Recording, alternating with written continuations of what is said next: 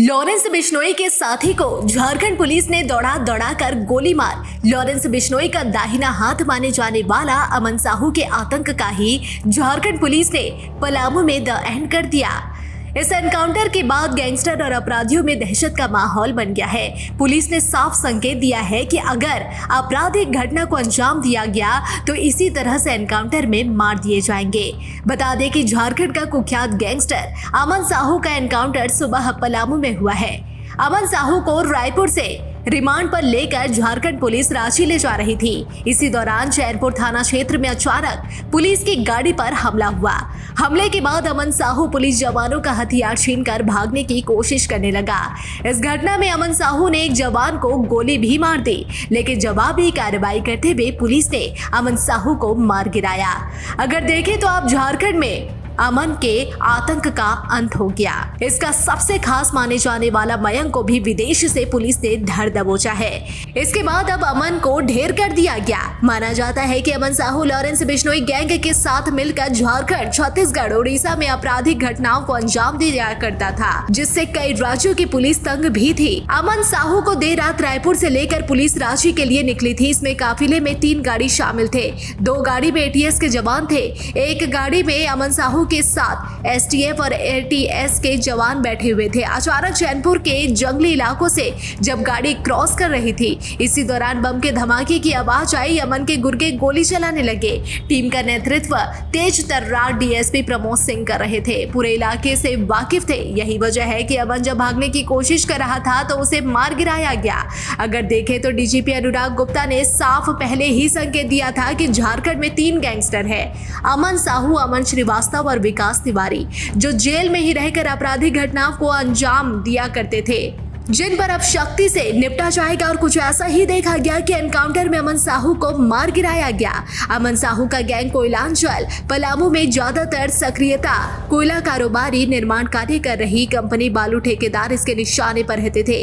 रंगदारी के लिए इसके गुर्गे किसी को भी मौत की घाट उतार देते थे।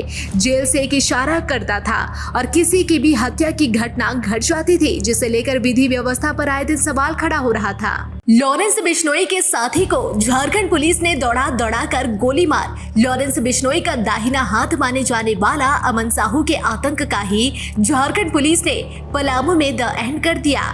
इस एनकाउंटर के बाद गैंगस्टर और अपराधियों में दहशत का माहौल बन गया है। पुलिस ने साफ संकेत दिया है कि अगर आपराधिक घटना को अंजाम दिया गया तो इसी तरह से एनकाउंटर में मार दिए जाएंगे। बता दें कि झारखंड का कुख्यात गैंगस्टर अमन साहू का एनकाउंटर सुबह पलामू में हुआ है। अमन साहू को रायपुर से रिमांड पर लेकर झारखंड पुलिस रांची ले जा रही थी। इसी दौरान चैनपुर थाना क्षेत्र में अचानक पुलिस की गाड़ी पर हमला हुआ। हमले के बाद अमन साहू पुलिस जवानों का हथियार छीनकर भागने की कोशिश करने लगा। इस घटना में अमन साहू ने एक जवान को गोली भी मार दी, लेकिन जवाबी कार्रवाई करते हुए पुलिस ने अमन साहू को मार गिराया। अगर देखें तो आप झारखंड में अमन के आतंक का अंत हो गया। इसका सबसे खास माने जाने वाला मयंक को भी विदेश से पुलिस ने धर दबोचा है। इसके बाद अब अमन को ढेर कर दिया गया। माना जाता है कि अमन साहू लॉरेंस बिश्नोई गैंग के साथ मिलकर झारखंड, छत्तीसगढ़, उड़ीसा में आपराधिक घटनाओं को अंजाम दिया करता था, जिससे कई राज्यों की पुलिस तंग भी थी। अमन साहू को देर रात रायपुर से लेकर पुलिस रांची के लिए निकली थी। इसमें काफिले में 3 गाड़ी शामिल थे। 2 गाड़ी में एटीएस के जवान थे। एक गाड़ी में अमन साहू के साथ एसटीएफ और एटीएस के जवान बैठे हुए थे। अचानक चैनपुर के जंगली इलाकों से जब गाड़ी क्रॉस कर रही थी, इसी दौरान बम के धमाके की आवाज आई। अमन के गुर्गे गोली चलाने लगे। टीम का नेतृत्व तेज तर्रार डीएसपी प्रमोद सिंह कर रहे थे। पूरे इलाके से वाकिफ थे। यही वजह है कि अमन जब भागने की कोशिश कर रहा था तो उसे मार गिराया गया। अगर देखें तो डीजीपी अनुराग गुप्ता ने साफ पहले ही संकेत दिया था कि झारखंड में 3 गैंगस्टर हैं, अमन साहू, अमन श्रीवास्तव और विकास तिवारी, जो जेल में ही रहकर आपराधिक घटनाओं को अंजाम दिया करते थे, जिन पर अब शक्ति से निपटा जाएगा। और कुछ ऐसा ही देखा गया कि एनकाउंटर में अमन साहू को मार गिराया गया। अमन साहू का गैंग कोयलांचल, पलामू में ज्यादातर सक्रियता कोयला कारोबारी, निर्माण कार्य कर रही कंपनी, बालू ठेकेदार इसके निशाने पर रहते थे। रंगदारी के लिए इसके गुर्गे किसी को भी मौत की घाट उतार देते थे। जेल से एक इशारा करता था और किसी की भी हत्या की घटना घट जाती थी, जिसे लेकर विधि व्यवस्था पर आए दिन सवाल खड़ा हो रहा था।